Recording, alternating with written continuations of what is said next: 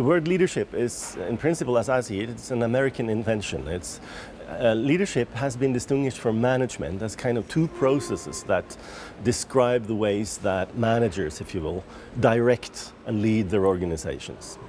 And these two distinctions exist in Chinese also. The management is called guanli, and the leadership component is called lingdaoli. But the Chinese are kind of skeptical towards these abstract terms. They kind of skeptical, is leadership actually something? Is it a thing? Is it a force? What is it? And the Chinese are more skeptical towards this idea of leadership being exactly a process. They think of it in more holistic terms, and their concept is a lot wider than ours. Quite obviously, we think of the world as described by rules and principles. The Chinese think of the world as a holistic place with forces interacting. And in this holistic place, relationships between parts of things are extremely important. That means that relationships between people come before the rules that regulate these people. And this means that if you want something done, if you want something accomplished, you absolutely need to pay attention to the relationships. No contracts, no rules, no quality standards are going to make you succeed there. Nobody's going to heed the rules, if you like, if you cannot back it up with effective relationships. So the relationships always come first, and they will understand the world in terms of relationships. And we don't. We easily forget that and hope that the rules are going to do it.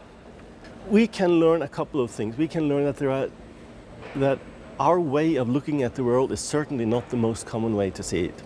We can learn that there are many other ways of caring for people. Good Chinese bosses, there are bad Chinese bosses and good Chinese bosses, but good Chinese bosses really care for their people, which makes leadership, in their view, an extreme case of loyalty and unitedness.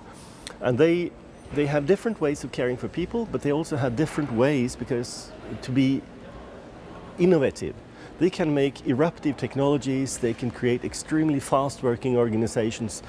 In principle, we can learn a lot about organizing, being innovative, and expanding into the world market that we tend to oversleep, if you like, because we have this ethnocentric idea about our reality being the only one. I think what has inspired me the most is the extreme willingness to break out of traditional ways of thinking and doing things. The Chinese are an extremely innovative group of people, despite their reputation for not being so. They have an enormous willingness to learn, to develop, and in some ways put the past behind them. And they have I think, to me, going to China has been a tremendous eye-opener for the value of relationships, the value of innovative thinking, and about having an optimistic view of the future.